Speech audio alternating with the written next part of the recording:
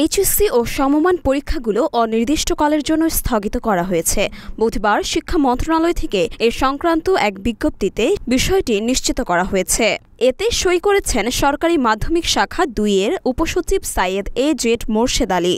বিজ্ঞপ্তিতে আরও বলা হয়েছে, আগামী ১১ আগস্ট ২০২৪ তারিখ থেকে অনুষ্ঠিতব্য এইচএসসি ও সমমান পরীক্ষা ২০২৪-এর পরীক্ষাসমূহ অনিবার্য কারণবশত স্থগিত করে পরীক্ষা গ্রহণের বিস্তারিত সময়সূচি পরবর্তীতে জানানো হবে মর্মে সংশ্লিষ্ট সবাইকে অবহিত করার জন্য নির্দেশক্রমে অনুরোধ করা হলো।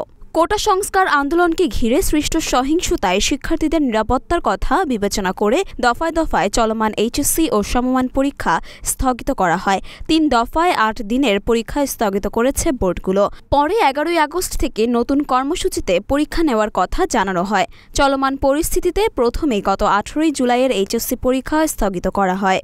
এরপর পরিস্থিতি আরও খারাপ হওয়ায় ২১, ২৩ ও ২৫ জুলাইয়ের সব পরীক্ষা স্থগিত করা হয়।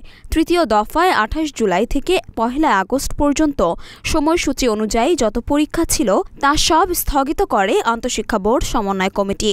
গত ৩০ জুলাই এইচএসসি ও সমমান পরীক্ষা শুরু হয়। চলতি বছর ৯টি সাধারণ শিক্ষা বোর্ড, কারিগরি বোর্ড ও মাদ্রাসা বোর্ডের অধীনে মোট পরীক্ষার্থী ১৪,৫০,৭৯০ জন।